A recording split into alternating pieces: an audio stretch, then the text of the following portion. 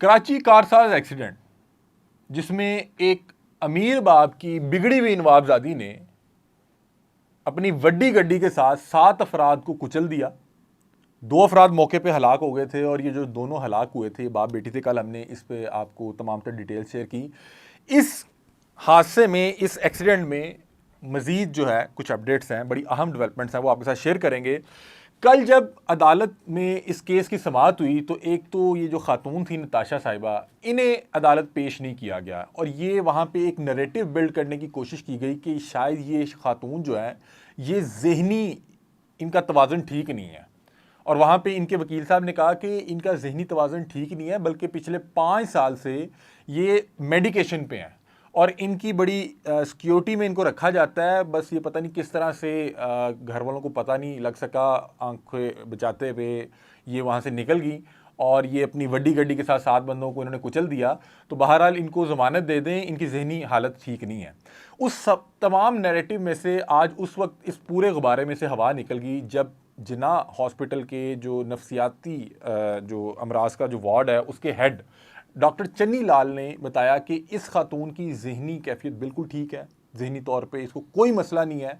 और मज़ीद उन्होंने बताया कि जब इन्हें 19 अगस्त को लाया गया तो ज़ाहिरी हालत इनकी को बेहतर नहीं लग रही थी, लेकिन तमाम तर टेस्ट के बाद जो उनकी रिपोर्ट आई उसमें उन्होंने बताया कि शी इज़ एब्सोल्युटली फाइन, इन्हें किसी किस्म का कोई ज़हनी रोग या कोई अमराज नहीं है।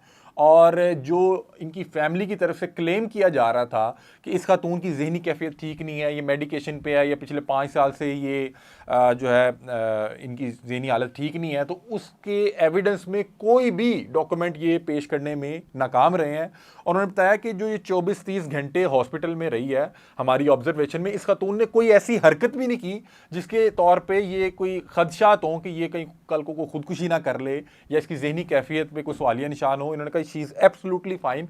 और उसके बाद इन्हें हॉस्पिटल से डिस्चार्ज कर दिया गया और उसके बाद इन्हें जेल मुंतकिल कर दिया गया, क्योंकि कल जब इनके वकील इनके लिए ज़मानत तलब कर रहे थे और जो इन्वेस्टिगेशन ऑफिसर है वो 7 रोज़ा जिस्मानी रिमांड मांग रहे थे, उस दौरान जज साहब ने 1 रोज़ा जिस्मानी रिमांड पे इन्हें जेल भेजा था, पुलिस के हवाले किया था। तो अब ये जिस्मानी रिमांड पे पुलिस के हवाले कर दिया गया। और जो पूरा एक नैरेटिव बिल्ड किया जा रहा था कि हमने देखा कि जब किसी अमीर बाप की औलाद से कोई बड़ा कोई वाक़या हो जाए, कोई कत्ल हो जाए, कोई गलती हो जाए, तो वो फौरी तौर पे ज़हनी मरीज़ उसको साबित करने की कोशिश शुरू हो जाती है। और कल जब ये कोशिश हुई तो उसके बाद सोशल मीडिया पे एक हमने देखा कि इन पूरी फैमिली के लिए अजीबोगरीब से लोगों के जज्बात निकल के बाहर आए। लोगों ने कहा कि ये खातून पागल नहीं है या इसका ज़हनी तवाज़ुन ख़राब नहीं है, ये हमें पागल बनाने की कोशिश कर रही है, बल्कि बतौर को हमारा ज़हनी तवाज़ुन ख़राब है जो हम इनकी गाड़ियों के सामने आ जाते हैं। दूसरी तरफ इस वाक़े की एक और सीसीटीवी फुटेज सामने आई है। कल एक सीसीटीवी फुटेज जो है सोशल मीडिया पे वायरल थी, आज एक और सीसीटीवी फुटेज आई है क्योंकि इस केस की मुख्तलिफ एंगल्स पे काम हो रहा है।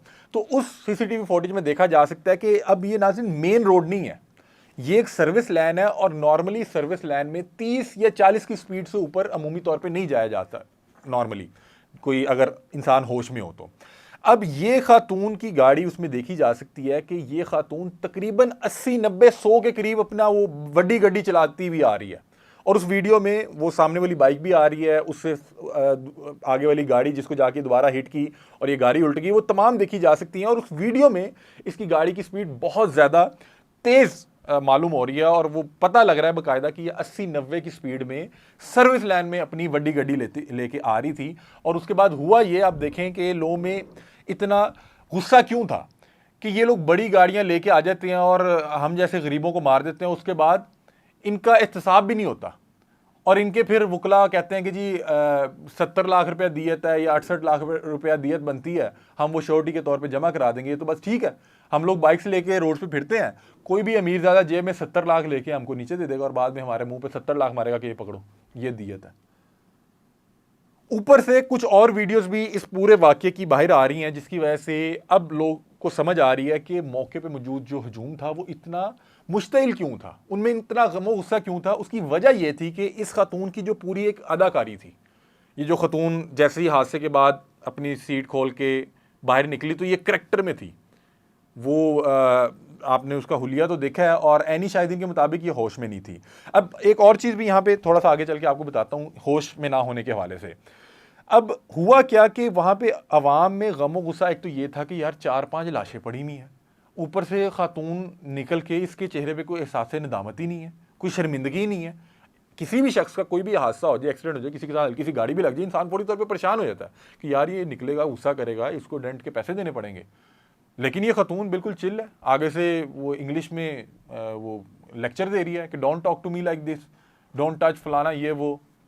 और उसके बाद जैसे ही वो खातून आई तो उसने अपना कॉन्फिडेंस गेन करने की कोशिश की, वहां पे उसको थपकियां दे रही है और एक तंजिया मुस्कुराहट मुसलसल इस खातून के चेहरे पे है कि शायद उसको पता था कि तुम सब भेड़ बकरियां मेरा कुछ नहीं बिगाड़ सकते, मैं जितने बड़े खानदान से तुम लोग मेरा कुछ नहीं बिगाड़ सकते।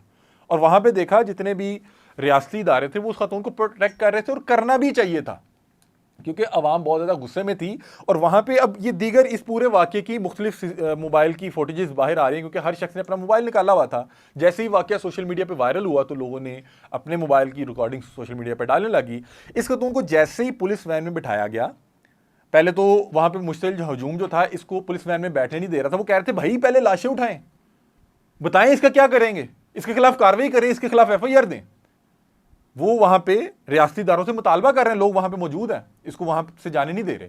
फिर उसके बाद जब इसको पुलिस वैन में शिफ्ट किया गया, बैठाया गया, तो एक शख्स ने एक मोबाइल पे जूम किया तो इस खातून के चेहरे पे बाकायदा मुस्कुराहट है।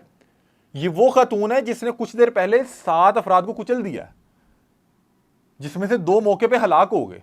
वो शख्स अपने बच्चों को पढ़ाने के लिए सारी उम्र पापड़ बेचता रहा और अब उसके बच्चे इस काबिल हुए थे कि अपने बाप के लिए कोई सुकून का बायस बनते, तो उसकी बच्ची और उसके वालिद को रोड पे वो उसके गोश्त के चीथड़े वहां पे पड़े में।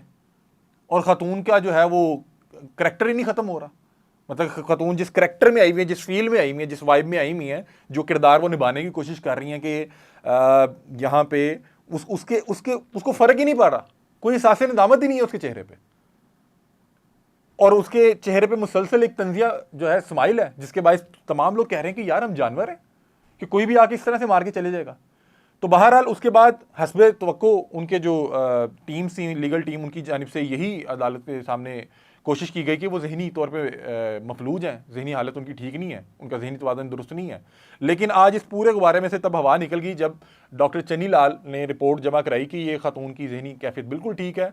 उन्हें डिस्चार्ज भी कर दिया और वहाँ से वो पुलिस के वाले हो गई और उन्होंने बताया कि मैंने 24 घंटे में कोई ऐसी चीज़ इसमें नहीं देखी, इसकी जहनी हालत बिल्कुल ठीक है। जब ये आई थी तब इसकी ज़ाहरी हालत ठीक नहीं लग रही थी।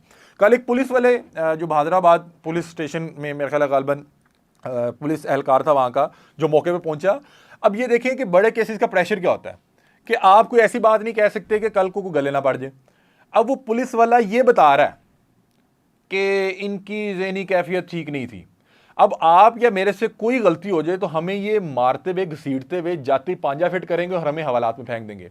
इस खातून को जाके एक तो ना तो हवालात में रखा गया, इसको SHO साहब के कमरे में रखा गया, AC लगा के इसको वहाँ पे कहा गया कि बेफिक्र हो जाएं, अब आप सुकून में हैं। फिर इस खातून ने कहा कि मेरी तबीयत नहीं ठीक, तो इसको हॉस्पिटल मुंतकिल किया गया जहाँ पे इन्हें एडमिट कर लिया गया।